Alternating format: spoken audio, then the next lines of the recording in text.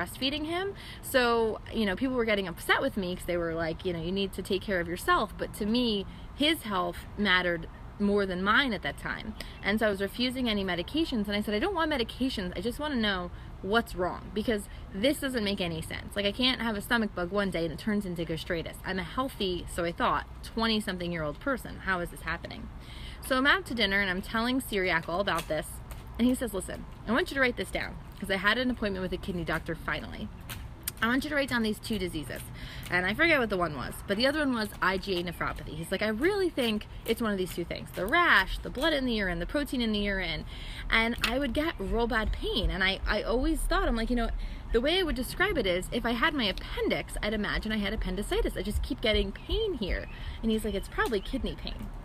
So I go see a nephrologist, and before I could say anything, she's reviewed everything. I've got my binder, they've sent all of the images, I've got years worth of data to show her.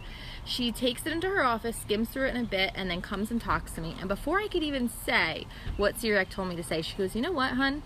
This is IgA nephropathy. I was like, what? Like, I felt such relief. And at that point, I had already done the WebMDing. I had already Googled it. It's not a great thing. It's not a great disease to have. But there was such a sense of relief to know that I knew what this was and that someone could tell me what this was. And she looks at me and she goes, you know what, though? I have never treated someone this young. I have never treated someone at this stage. The only person I've treated, or the patients I've treated with IgA nephropathy, are in kidney failure. They don't even know they have IgA nephropathy because they haven't paid attention to these symptoms, because, as I was saying, they happen in conjunction with something else. It's not like I wake up one day feeling great and have visible blood in my urine.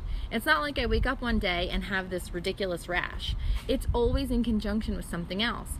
And too often we are so caught up in our own everything that we're not paying attention to our bodies. She referred me to a different nephrologist. I called that nephrologist. They also felt the same. And I ended up actually with my OBGYN getting referred to a different nephrologist. He is my nephrologist currently, and he's awesome. I was going for biannual appointments, and as of last year, he's moved me to annual appointments because I have completely regulated this disease. According to him, it can be put into remission, and according to him, you can be born with it, or it can come out of some sort of life event, and for what he says, it's the appendicitis that did it for me. Maybe my pregnancy with Caden kind of kicked it into high gear, but the appendicitis was that first thing that kind of brought it to life for me. So now that I've told you that backstory, I do want to give you, and I'll be quick because I've been yammering on for a long time, 5 tips that I would say you should follow if you are either living with autoimmune disease, if you think you have something like this, or if you have any chronic ailments whatsoever, just anything. This is what you need to do. The first thing you need to do is to know your body. I knew that this was wrong. I knew that there was more to this. And I started to pay attention to my body, and I started to keep track of my symptoms. That's my second tip, is to document. So not only know your body, know what's normal, know what's not normal, but keep track. Get those records, have them in your possession. Always be able to understand what your numbers are. Like, I was very much paying attention to my white blood cell count. I was very much paying attention to the levels of immunoglobulin in my urine. I knew all of that. And so when I would go to the ER, which happened frequently over those few years, they would bring me the lab report and start talking to me about it. I'm like, I need to know about this, this, and this. Like, I knew exactly what we were looking for. I didn't know what it meant quite yet until I was diagnosed, but I knew that those were the levels that were always concerning. The third thing that I would like for you to do is to be your best advocate. So when you know your body and you document, you can then fight for more. You can see outer space. Paxton's bringing out his telescope. I did not rest until I figured out what was wrong and how I can go about managing this. And I had plenty of doctors who said, you know what, it's not gonna, you know, there's nothing we can do, or this is probably just the gastritis, this is probably a weird coincidence. I actually had one urologist, when I went to give him my urine sample, when it was obviously blood in my urine, ask me if I was menstruating. I had 2 children at that time. Like, I know what that looks like. I know what that is. Like, I mean, seriously, you know, what's bedside manner? But I fought for myself and I said, this is not accurate. This is not the way my body is supposed to be functioning. So how can I fix this? And I kept seeking out doctors until I knew. I will say that that pediatrician was such a godsend for figuring this out and leading me to the right nephrologist to help. But I also had 2 other doctors throughout that were really wonderful. One was the cardiologist that I saw, because the pain, it would almost radiate to my chest. So they had me go for EKGs and all this stuff. I was seeing a cardiologist at the time. And a lot of that was stress, right? It was the stress of not knowing what was going on. And then the gastroenterologist that I was seeing was phenomenal. And neither one of them could help me, because neither one of them had the issue, right, to fix. But they sat down and they listened to me, and they made me believe I was a real person with real symptoms, with a real belief. They weren't poo-pooing what I had to say. They weren't condescending. They really took the time to listen to me and to hear what it was that I was dealing with, and kept giving me literature and contacts and advocates at the hospital that I could reach out to kind of figure this out. I mean, it didn't lead to anything, right? The nephrologist had to do it herself, but they just gave me that support. But just know that you are your best advocate. You can't always trust the doctors to understand you, because if you know your body and you're documenting, then you really are the best advocate. The next thing, the 4th piece of advice, is to seek other opinions. So as I was saying before, my doctors wanted me to go on all these medications to deal with like gastritis, this, that, and the other thing, but because I was nursing, I didn't want to. And it was that gastro that was so wonderful about that. He was on the phone while I was in his office trying to figure out what drugs had fewer interactions with breastfeeding. I mean, he was fantastic, really took the time to try to help me because he knew what I wanted. I also did a lot of research once this came out, and I found lots of forums online. I'm not talking WebMD where you think you're dying, right? But I'm talking about looking at what people have experienced, what they in this similar situation as you have done to try to alleviate this. I don't mean, you know, chanting to the moon and going to a witch doctor. Like, I'm not trying to get you to find something crazy, but I'm trying to get you to find something that'll give you peace of mind, because sometimes the crazy is actually what really just gives you the peace of mind, and you can actually start to get better.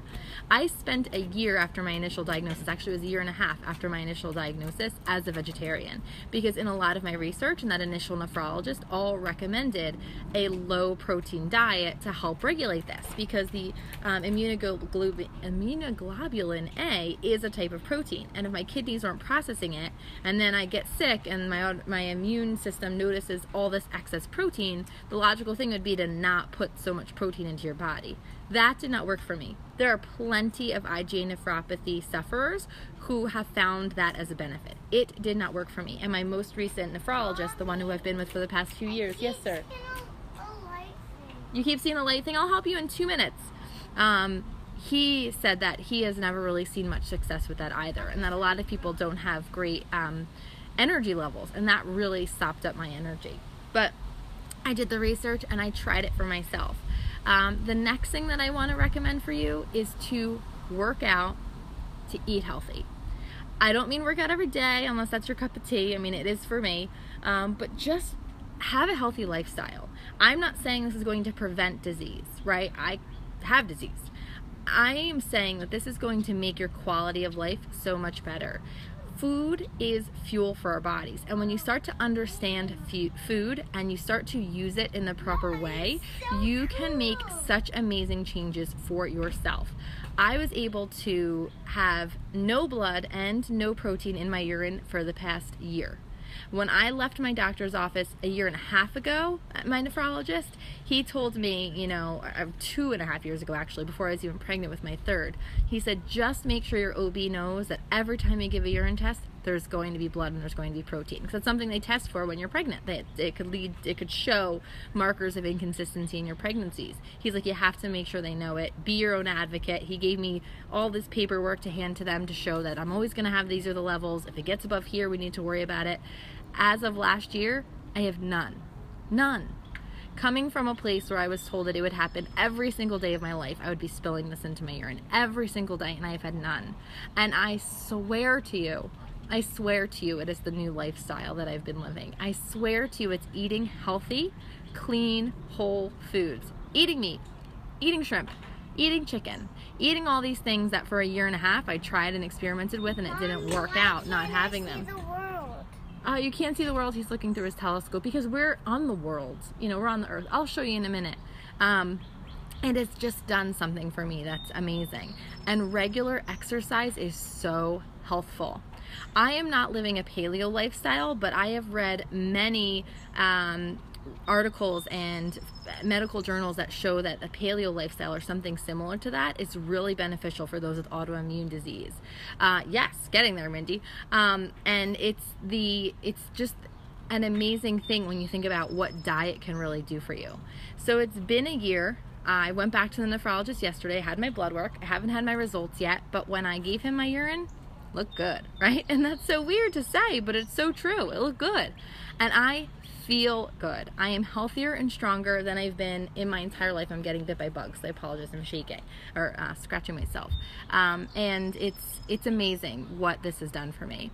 So with that in mind, with my fifth tip of eating healthy, of exercising, if that is something I can help you with, please come see me, right? Come talk to me, because I have not missed a day of drinking my Shakeology or doing my workout. I mean, I've taken rest days, but I haven't missed a day with my shake since I joined this company 16 months ago, and it is since that time that I have put this disease in remission. And I believe it's the balanced nutrition. It is the immune boosting properties of the adaptogens, the pre and probiotics, this perfect blend that has really solved it. And it is a protein drink. It's not just a protein drink. I'm not drinking a protein powder and bulking up, right? But it's loaded with protein. It's a high protein drink. And I have a protein deficiency, right? My body can't process proteins effectively, yet I am thriving on this. I tell you, it is the secret. I had someone ask me, oh, April, thank you. I had someone ask me, you need me to open it, baby? I had someone ask me if I really believe it's the Shakeology that is making these changes. And here's the answer that I will give to you. The same answer that I gave to this challenger of mine months ago. I am not going to stop drinking it to find out. Like, why would I do that? Why would I change something that's working? I don't want to know if it's what's not going to work, right? I don't want to change anything. So I'm going to continue to show up every day. I'm going to continue to drink my shake. I'm going to continue to do my workouts. And I have to say, I will continue to not write in this puppy, because it has been over a year since I've logged anything in here, and that feels super good. Real quick story and then I'll go. When I was at the nephrologist yesterday, the girl comes in to take my blood pressure, and she's like, okay, so what medications are you currently on? None. Oh, and we don't have record of any hospitalizations. Did we miss that? Nope, none. Oh, okay, and we don't have any recent blood work other than when you were here last time. Is that true? Yeah, that's true.